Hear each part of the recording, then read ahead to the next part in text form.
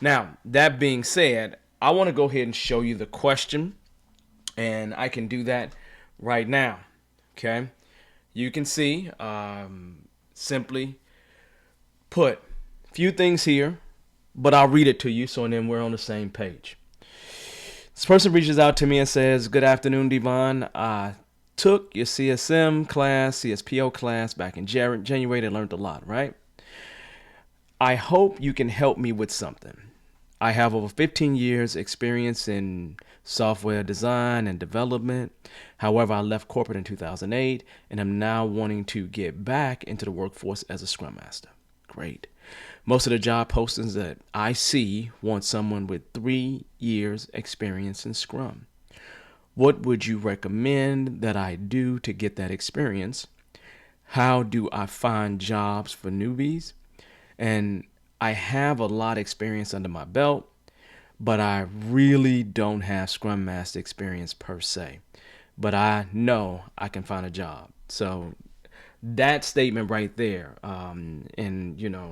that statement clearly right there. I know I can find a job. That's an important statement. It's one of those. I was listening to someone today talking about how your mindset is super important. And your mindset is what's going to drive your success. So you can hear in someone's speech whether they're going to succeed or not. And that's a really important thing to understand. So it's one of those things where I always tell people, don't think about trying, go do. Now, here's a little bit more background. I am currently working at a low level job at an airlines industry, right? Let's see, because I thought this would get me some opportunities at the company. However, I am finding that the company is looking for someone who has 5 years of experience doing Scrum Master work. I have been able to get some interviews at the company, but when they find out that I don't have the years of experience doing Scrum, I lose that opportunity. Anyway, I appreciate any insight you can provide. Now, that insight is important, and this is kind of where we're going to dive in and we're going to dissect this because I believe that it's important for you all to get it, and I think I'll get a lot of people that will be asking questions similar to this one. So, in taking it piece by piece, let's talk about it. First and foremost, I want to make sure that I acknowledge the industry. The airline industry, at the end of the day, has truly been crushed. Now, is the airline industry out of business? No. But projections are showing that it will be many years before the airline industry get back to exactly where it was pre-COVID. So it's one of those things where generations have marks in time. And in my generation, I guess it's been things like 9/11. There's been other things that have happened, big things, but COVID will be one of those things. And pre-COVID, I was on planes 90% of the time. Probably 95% of the time traveling to different cities, doing CSM, CSPO classes, just all the time. So I was always traveling, which means that I racked up frequent flyer points all the time on multiple airlines because of how often I was in the air. I wish that I was a part of programs back in the day, because the truth is that programs back in the day gave you even more benefits. I remember programs I heard about at Delta that was like, and United and even American that had these big benefits if you was a big time flyer, right? But I miss those days, right? I'm too young for that, right?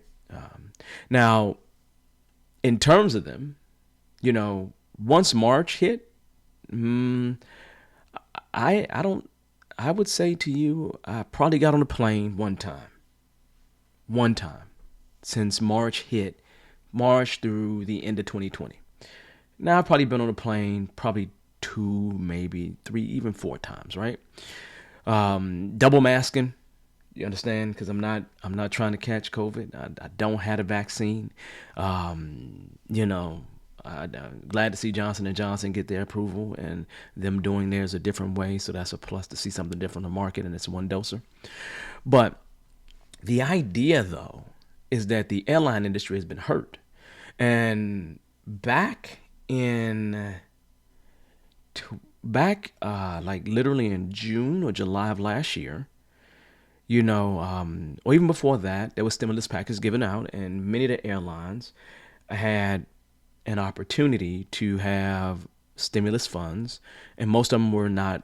They couldn't release anybody for, I would say, until September 30th. And I had many people that came through my classes, and they had a similar problem. So the first thing I want you to realize is that industry is devastated, and there are other industries that are devastated as well. And if you think about millennials or just young people in general, they probably work in hospitality, food, and some place where they serve people, right? And those jobs have been dismantled as well. I mean, so I dream about going back to New York City, and in my dreams of going back to New York City, guess what? I believe that some of the restaurants that I love will be gone. Okay. Now, that being said, we all understand this because we're all going through this collectively at this time. We really are. There is nothing surprising about anything that I'm saying to anyone here. Okay.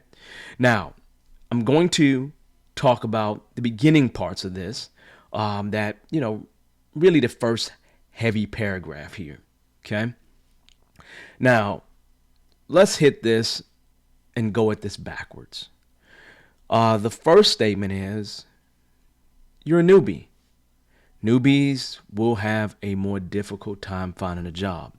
Now, let's just not say that you're a newbie. You're a newbie with some experience someplace else. Now, understand, you're a newbie with some experience someplace else, which means you're not going after an internship like a college student would go after an internship, because kids that go to college, they have an opportunity to have organizations really cater to them in a way that allows them to jump into industries, especially ones that require certain subsets of knowledge. I think about accounting. I have a daughter that's in accounting, and she definitely has an internship coming, and that will likely lead to them hiring her. So we don't have a lot of things that exist like that. Now, if we're able to create something like that, that would be amazing to be able to create internships, because how many people that come through my classes that ask for things that they can do, like intern?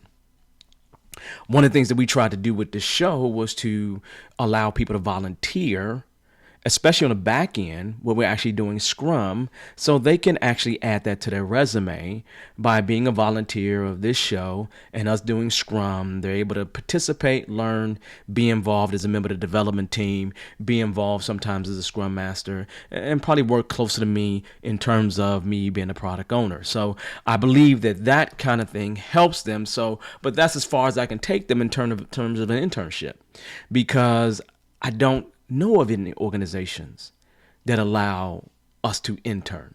So we're really talking about someone here that did a career change to some degree, more than likely. They left corporate America, came back, and even if it was in the same in software development, you still have to get people to believe that you can do things, right?